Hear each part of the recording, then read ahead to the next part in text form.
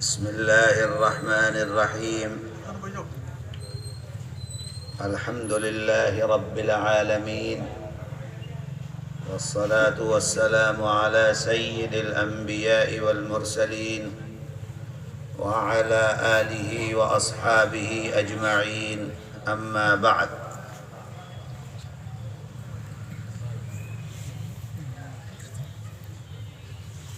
فقد قال النبي صلى الله عليه وسلم: أربع إذا كن فيك فلا عليك ما فاتك من الدنيا: حفظ أمانة، وصدق حديث، وحسن خليقة، وعفة في طعمة، أو كما قال عليه الصلاة والسلام: صدق الله مولانا العظيم، ونحن على ذلك لمن الشاهدين والشاكرين، والحمد لله رب العالمين. علماء اکرام، معزز حاضرین محفل، پردے میں بیٹھی ہوئی میری مائیں اور بہنیں، عزیز طلبہ، نوجوان ساتھیوں، آج ہمارا آپ کی اس بستی میں آنا ہوا، جیسا کہ ابھی بولنے والے بتلا رہے تھے کہ ہمارے آنے سے آپ کو خوشی ہوئی. ہمارا آنا آپ کی بستی میں، اس کا جو سبب ہوا ہے وہ یہ مدرسہ ہوا ہے. آپ کی بستی میں یہ مدرسہ ہے، اس لیے ہم آپ کے یہاں آئے ہیں. اگر یہ مدرسہ نہ ہوتا تو ہو سکتا تھا کہ ہم آپ کے پاس نہ آتے، ہماری آپ کی ملاقات نہ ہو پاتی. اللہ تعالیٰ کا فضل اور اللہ تعالیٰ کا کرم ہے کہ اللہ نے یہاں پر اس مدرسے کو قائم فرما دیا. سب بستی والوں کو شکر ادا کرنا چاہیے، اللہ کا بھی شکر ادا کرنا چاہیے، اور جن لوگوں نے مدرسہ قائم کیا ہے ان کا بھی شکریہ ادا کرنا چاہیے. جو لوگ ابھی مدرسے کو چلا رہے ہیں ان کا بھی شکریہ ادا کرنا چاہیے. اے لوگو، جس جگہ کے اوپر مدرسہ بن جاتا ہے، علاقہ باشیوں پر مدرسے کے 3 حق ہوتے ہیں. اگر علاقہ باشی ان 3 حق کو ادا کریں گے تو مدرسے کی امانت کو ادا کرنے والے مانے جائیں گے، اور اگر ان 3 حق کو ادا نہیں کریں گے تو مدرسے کی امانت میں خیانت کرنے والے مانے جائیں گے. اس لیے سب علاقہ باشیوں کو چاہیے کہ وہ مدرسے کے ان 3 حق کو ادا کرے. پہلا حق علاقہ باشیوں پر مدرسے کا یہ ہے کہ مدرسے کے ساتھ محبت کی جائے، تعلق رکھا جائے، دل سے عزت کی جائے. مدرسے کی، مدرسے کے اندر پڑھانے والے کی، مدرسے کے اندر پڑھنے والے کی، مدرسہ چلانے والے محتمم کی، مدرسہ چلانے والی کمیٹی کی، سب کی عزت کے ساتھ، قدر کے ساتھ ان کے کاموں کو دیکھا جائے. اس لیے کہ مدرسے میں اللہ کی کتاب قرآن کریم کو پڑھایا جاتا ہے، پڑھنے والے قرآن پڑھتے ہیں، پڑھانے والے قرآن پڑھاتے ہیں۔ محتمم قرآن کے پڑھنے اور پڑھانے والوں کے کھانے پینے رہنے کا انتظام کرتا ہے۔ کمیٹی ان تمام چیزوں کی دیکھ بھال کرتی ہے۔ تو مطلب یہ ہے کہ ہر کوئی قرآن کی خدمت کے اندر لگا ہوا ہے۔ آدمی کو اگر اللہ کی کتاب قرآن کریم سے محبت ہوگی تو قرآن پڑھنے والے سے بھی محبت ہوگی، پڑھانے والے سے بھی محبت ہوگی، اور جس جگہ قرآن پڑھایا جاتا ہے، پڑھا جاتا ہے مدرسہ، اس جگہ سے بھی محبت ہوگی۔ اس لیے اے علاقہ باشیوں، آپ پر پہلا حق یہ ہے مدرسے کا کہ آپ مدرسے کے ساتھ محبت کیجیے۔ دوسرا حق آپ پر مدرسے کا ہے کہ آپ اپنے بچوں کو پڑھنے کے لیے مدرسے میں بھیجیے۔ اگر آپ نے پڑھایا تو آپ مدرسے کا حق ادا کرنے والے ہیں، اور نہیں پڑھاتے ہو، دین نہیں سکھلاتے ہو، قرآن نہیں پڑھاتے ہو، تو آپ مدرسے کے حق کے اندر کوتاہی کرنے والے ہو۔ کل اللہ کے ہاں جواب دینا ہوگا، کیوں نہیں پڑھایا، کیوں نہیں مدرسے بھیجا، کیوں نہیں قرآن کی تعلیم دلائی۔ یہ قرآن کا پڑھانا فرض ہے، جس طریقے سے نماز فرض ہے، روزہ فرض ہے، زکوٰۃ فرض ہے، حج فرض ہے، اللہ پر ایمان لانا فرض ہے، ایسے ہی قرآن کریم کا سیکھنا، طلب العلم فریضۃ علی کل مسلم، علم دین کا سیکھنا، قرآن کا سیکھنا بھی ہر مسلمان کے اوپر فرض ہے۔ لیکن مسلمان آج اس کو نہیں جانتا، اس لیے اسکول تو پڑھاتا ہے، مدرسہ نہیں پڑھاتا اپنے بچے کو۔ اسکول تو بھیجتا ہے، قرآن نہیں پڑھاتا اپنے بچے کو۔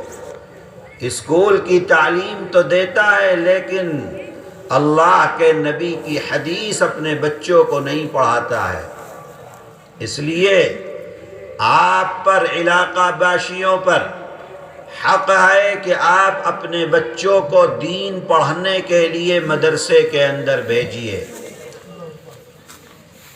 2 سال پڑھائیے، 3 سال پڑھائیے، قرآن پڑھائیے، کلمے یاد کر جائیں، نماز سیکھ لیں، روزہ سیکھ لیں، اسلام کیا ہے وہ سیکھ لیں۔ اتنا گیان ان کو آ جائے کہ اسلام ہم سے کیا چاہتا ہے، اتنی معلومات ہو جائے کہ اللہ کیا چاہتے ہیں، اتنی معلومات ہو جائے کہ صحیح راستہ اور غلط راستہ کون سا ہے، اتنی معلومات ہو جائے کہ جنت میں کون سے اعمال لے کر جائیں گے، اتنی معلومات ہو جائے کہ جہنم میں کون سے اعمال کرنے سے انسان جائے گا، یہ معلومات ہو جائے۔ 2 سال 3 سال پڑھائیے، ہم یہ نہیں کہتے کہ ہر کوئی مکمل عالم بنے، لیکن مدرسہ پڑھے، 2 سال پڑھے، 3 سال پڑھے، جب اس کو معلوم ہو جائے کہ اسلام کیا ہے، دین کیا ہے، شریعت کیا ہے، حلال و حرام کی تمیز ہو جائے، اب آپ اپنے بچے کو اسکول پڑھانا چاہتے ہیں، پڑھائیے، کالج پڑھانا چاہتے ہیں، پڑھائیے، یونیورسٹی پڑھانا چاہتے ہیں، پڑھائیے، ڈاکٹر بنانا چاہتے ہیں، بنائیے، انجینئر بنانا چاہتے ہیں، بنائیے، وکیل بنانا چاہتے ہیں، بنائیے، اچھا بزنس مین بنانا چاہتے ہیں، بنائیے، ہم منع نہیں کرتے، لیکن پہلے اس کو مسلمان بنائیے۔ جب وہ مسلمان بن جائے پھر جو چاہے وہ بنائے، اس کو کوئی فکر کی بات نہیں ہے۔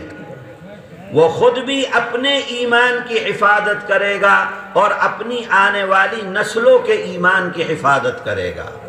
اور اگر آپ نے صرف دنیا پڑھائی، دین نہیں پڑھایا، اسکول اور کالج کے حوالے کر دیا، قرآن، نماز، روزہ نہیں جانتا، تو اپنے ایمان کی بھی حفاظت نہیں کر سکتا ہے، اپنے آنے والی نسلوں کے ایمان کی حفاظت بھی نہیں کر سکتا ہے۔